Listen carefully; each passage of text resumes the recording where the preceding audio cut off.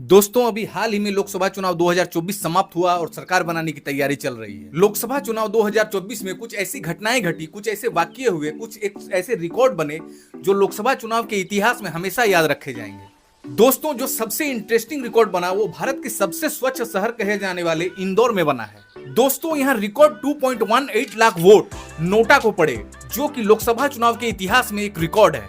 दोस्तों दरअसल इंदौर लोकसभा क्षेत्र में कांग्रेस की ओर से प्रत्याशी अक्षय कांति बम थे, जिन्होंने चुनाव के जस्ट पहले अपना नाम वापस ले लिया था और बीजेपी में शामिल हो गए थे। यहाँ से बीजेपी के उम्मीदवार शंकर लालवानी थे और बसपा के उम्मीदवार संजय सोलंकी थे। दोस्तों अक्षय कांति बम के अपना नाम वापस लेकर बीजेपी में शामिल हो जाने से लोगों में काफी गुस्सा था। बस फिर क्या था, लोगों ने जमकर नोटा का बटन दबाया और नोटा को 2.18 लाख वोट दे दिए। यह लोकसभा चुनाव में नोटा को मिलने वाला अब तक का सबसे ज्यादा वोट है, जो कि एक रिकॉर्ड है। दोस्तों आज के वीडियो में हम इसी नोटा के संबंध में चर्चा करेंगे कि ये नोटा क्या है, नोटा में वोट देने के क्या मायने हैं, नोटा बटन को क्या पावर मिले हैं और ये चुनाव को किस तरह से प्रभावित कर सकते हैं। भविष्य में नोटा बटन को और अधिक शक्तिशाली कैसे बनाया जा सकता है, जिससे कि चुनावों और लोकतंत्र को एक नई मजबूती मिले।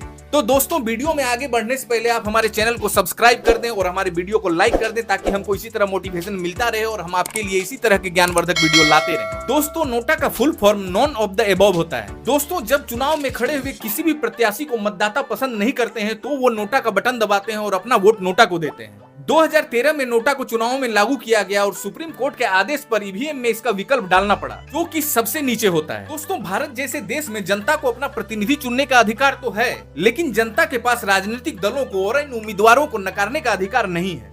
यही कारण है कि सुप्रीम कोर्ट ने एक याचिका के सुनवाई के दौरान नोटा बटन को लागू करने का आदेश दिया।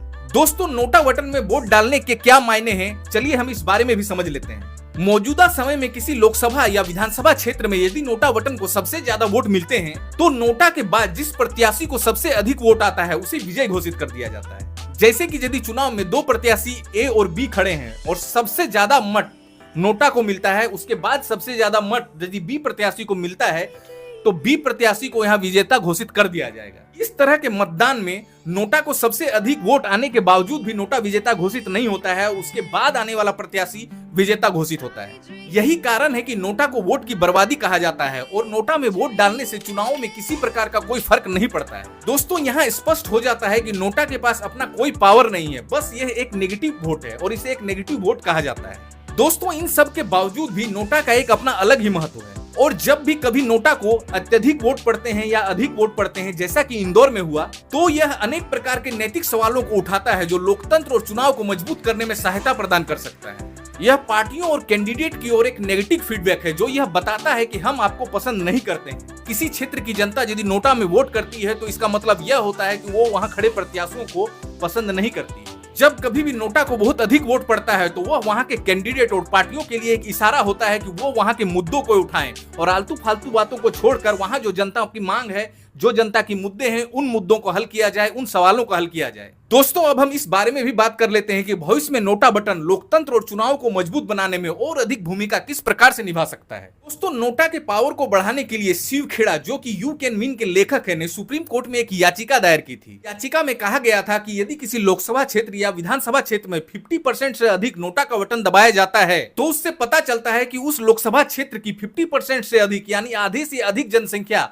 वहां खड़े कैंडिडेट को पसंद नहीं कर रही है। इस स्थिति में इलेक्शन कमीशन को उस लोकसभा क्षेत्र या विधानसभा क्षेत्र में खड़े हुए उम्मीदवारों की एलिजिबिलिटी अगले 5 सालों के लिए रद्द कर देनी चाहिए, क्योंकि जनता चाह ही नहीं रही है कि उन उम्मीदवारों में से कोई वहां खड़ा हो। इस याचिका का सीधा साधा मतलब है कि नोटा बटन को पावर दिया जाए ताकि वो चुनावों तथा लोकतंत्र को मजबूत करने में अपनी महत्वपूर्ण भूमिका निभा सके। दोस्तों नोटा के बटन को मजबूत बनाने के लिए हरियाणा के चुनाव आयोग ने एक महत्वपूर्ण कदम उठाया था। दोस्तों 2018 के पहले नोटा को अवैध मत माना जाता था और इसका चुनावों के हार जीत में कोई योगदान नहीं होता था, लेकिन 2018 में नोटा को पहली बार उम्मीदवार के बराबर दर्जा दिया गया। दरअसल हरियाणा में दिसंबर 2018 को 5 जिलों में होने वाले नगर निकाय चुनाव के लिए हरियाणा चुनाव आयोग ने यह निर्णय लिया था कि नोटा के विजय रहने की स्थिति में बाकी उम्मीदवारों की योग्यता रद्द कर दी जाएगी और फिर से चुनाव कराए जाएंगे और जिन प्रत्याशियों को नोटा से कम वोट पड़ेगा वो दोबारा चुनाव में खड़े नहीं हो पाएंगे। यदि दोबारा चुनाव होने पर भी नोटा को सबसे अधिक मत मिलता है तो फिर सेकंड स्थान पर रहने वाले कैंडिडेट को विजय घोषित कर दिया जाएगा। लेकिन यदि नोटा और कैंडिडेट दोनों को समान वोट पड़ते हैं तो इस स्थिति में कैंडिडेट को विजय किया जाएगा।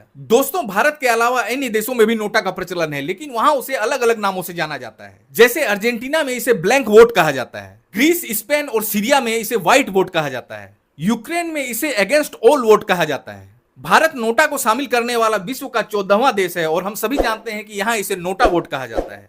दोस्तों, यदि वीडियो अच्छा लगा हो तो वीडियो को लाइक करें और चैनल को सब्सक्राइब कर दें ताकि हमें मोटिवेशन मिलता रहे और हम आपके लिए इसी तरह के वीडियो लाते रहें। जय हिंद, बाय बाय।